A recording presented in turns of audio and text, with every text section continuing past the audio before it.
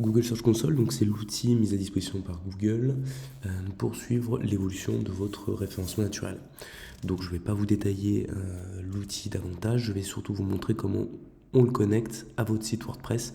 En tout cas, c'est un outil que je vous recommande fortement pour le pilotage de votre stratégie digitale. Donc, pour connecter la Google Search Console, il y a deux manières. Soit on authentifie le domaine, soit on utilise le préfixe qu'on appelle de l'URL. L'authentification par le domaine nécessite d'aller accéder à votre console hébergeur, d'aller jouer un petit peu avec vos DNS. Donc ça, je vais vous garder ça dans une autre vidéo. Pour le moment, je vais vous expliquer comment on va connecter justement le préfixe de l'URL qui va vous permettre exactement la même chose. Je vous expliquerai un peu la différence entre les deux dans une prochaine vidéo. Donc, pour connecter le préfixe de l'URL, ça fonctionne un peu de la même manière que Google Analytics. On va devoir intégrer dans notre site une sorte de code de vérification qui montre qu'on est le propriétaire du site web pour pouvoir faire le lien.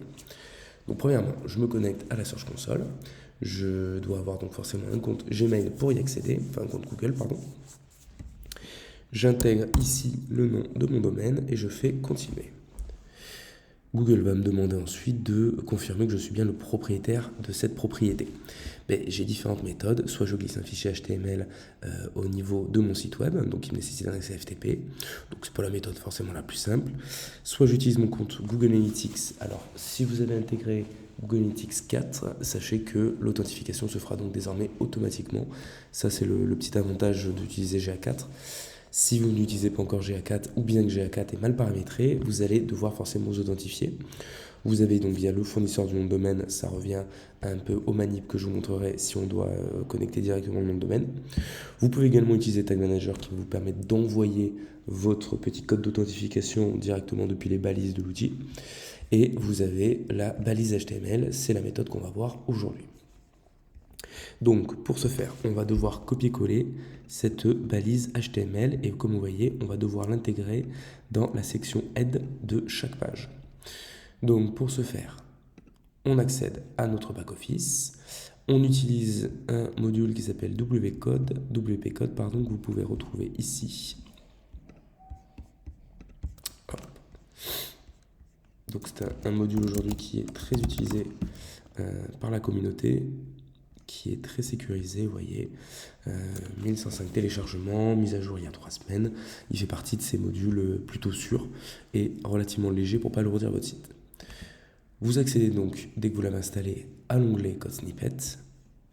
Vous retrouvez ici l'ensemble des snippets que vous aurez créés. On va en créer un nouveau. Donc j'ai cliqué sur un New, je choisis Add Your Custom Code. Et je vais donc pouvoir le nommer Google Search Console. Je copie-colle, souvenez-vous, mon petit code ici de vérification Google. Je choisis ensuite de l'intégrer directement dans le header, c'est très bien.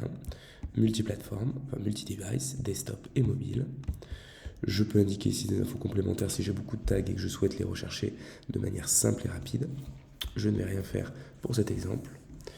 Je vais l'activer et je vais sauvegarder.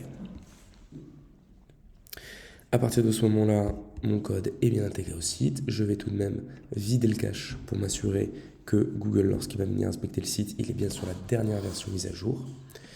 Et je peux faire ensuite, depuis la Search Console, la validation. Donc je clique sur le bouton valider. Ça charge, ça vérifie et ça va devenir vert si c'est bon. La propriété a été validée. Je peux désormais accéder à ma propriété. Petit tutoriel de démarrage que nous allons passer et j'accède donc bien ici à ma console. Les données ne sont pas encore collectées puisque comme nous dit Google, il nous faut quelques jours en tout cas pour faire remonter les premières données.